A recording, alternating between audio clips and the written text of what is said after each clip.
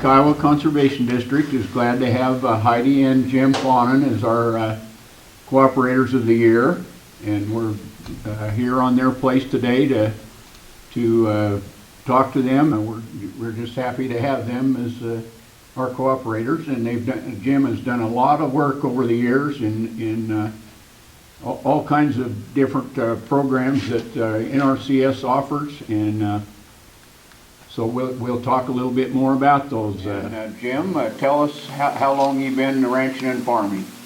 Well, of course, naturally, I was born and raised right here where we're at, and but I started actually on my own about 35 years ago, and Dad gave me a couple chunks of ground to lease on my own, and it eventually started there, and things just kept progressing, and now we farm about 1,700 acres of ground.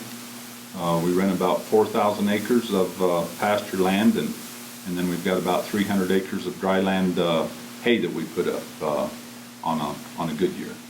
It's all dry land, none of it's irrigated, but that's kind of how things got started. So.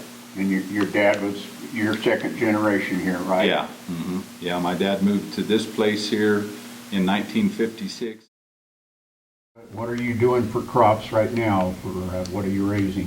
We raise, as far as our tillable crops, we raise winter wheat and then oats. We've got oats in our rotation now, which we have had for quite a while, but we like to use the oats.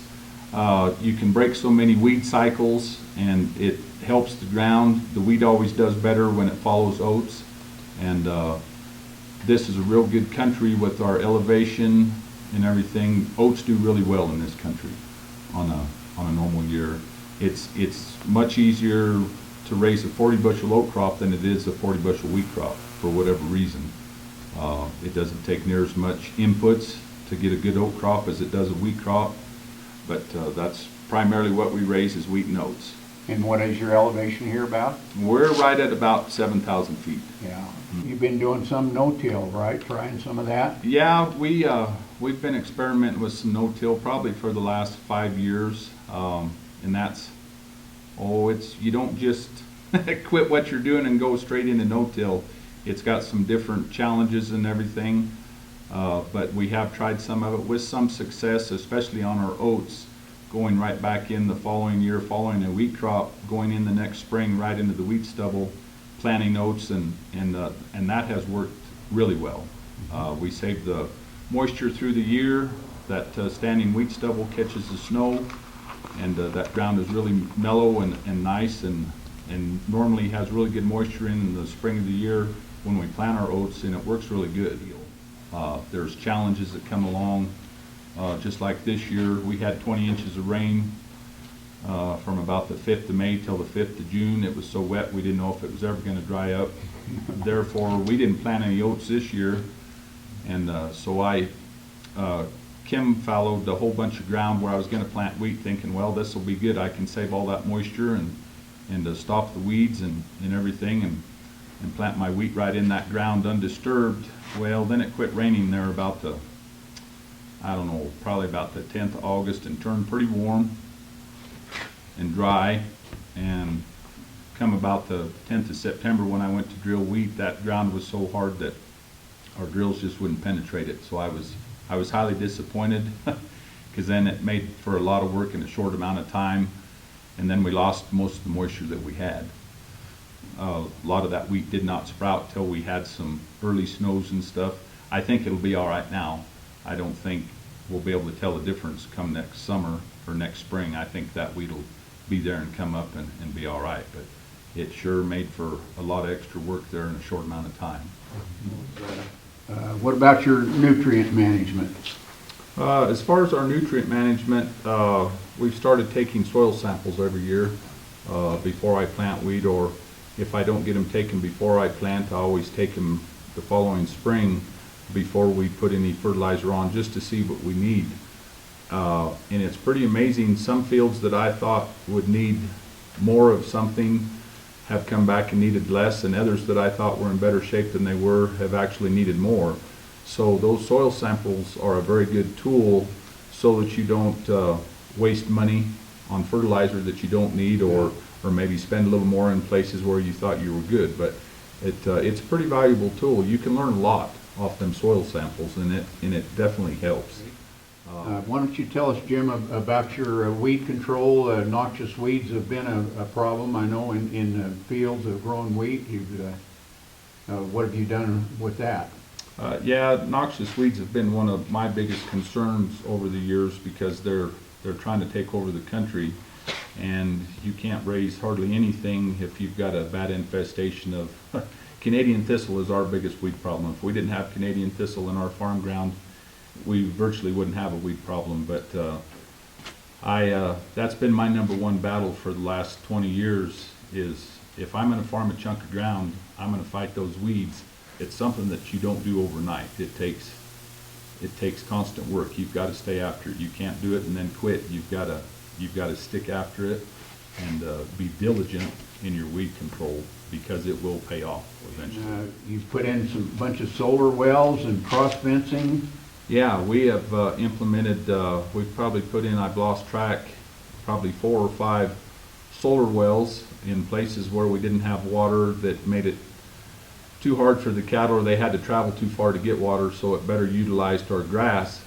But those have come in really handy, and they're relatively maintenance-free. I would strongly suggest anybody that needs more water to definitely check into those because they're a lifesaver, and you can get equip programs to help with the cost, and it's a really useful tool to be able to better utilize your grass. And we have put in a lot of cross fences and stuff where we've put these solar wells in, and it's really helped with our grazing. It's made a lot of difference. Okay, what have you done, Jim, with your cattle? You changed your calving season a little bit, didn't you? And yeah, here, and I'm there once again, I'm not exactly sure when we did it, but it was probably 10 years ago, 10, 11 years ago, we backed our calving off. We used to calve in February, starting February, March, and April. And years ago, we used to get some terrible storms in this country there in March and April, and I can remember some nightmares about being just, the snow was so deep, the mud was so deep, we had cattle turned out here around the buildings for protection because everything was such a mess, and I didn't want to do that anymore. And so we backed our calving off, and now we don't start till about the middle of May. And that has made a world of difference for us in our situation. We run about 200 head of mother cows, and when those cows calve, they're all out on their summer grass. The manual labor during calving is a lot less. Sometimes we'll see those cows once a day. We might not see some of them for 2 or 3 days, but we have virtually almost cut our death loss to 0 as far as calving. We dang sure don't lose any calves to cold weather. Now, here in the last 5, 6 years, we've probably had a 98, 99% calf crop with very little labor.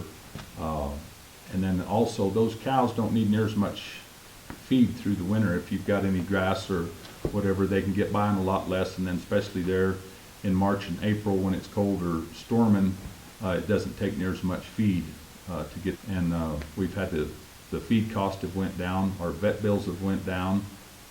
It's just, for our situation, it works very well. But for us, where most of our cattle stick around here within a 15-mile radius of home, it works really good for us, and I won't go back. I won't ever start calving again in February and March. Just, there's no need to, not for our situation. And then we normally market our calves somewhere from Thanksgiving to the middle of December.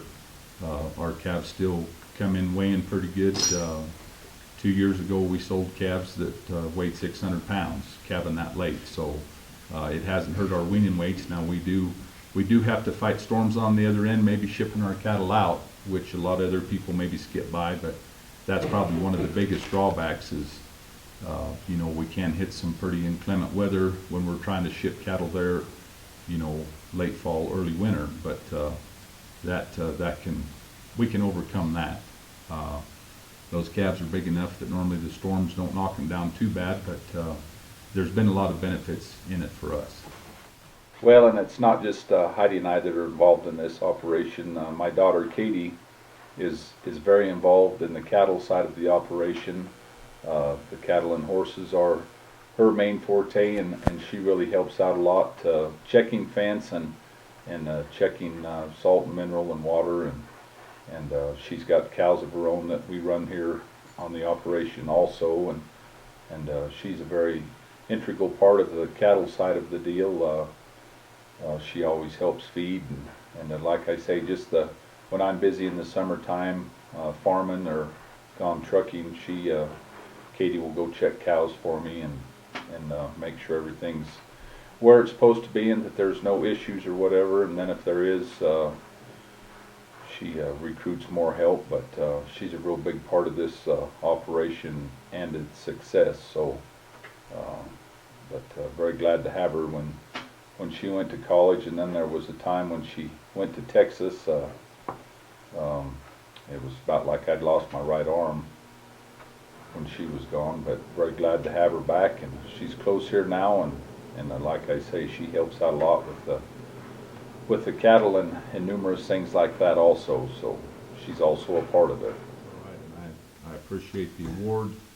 I was a little shocked when Charlie told me that you had chosen us. Didn't expect that, wasn't planning on it. That's not why I did all this stuff, but all this stuff has really brought our operation a long ways in the last several years.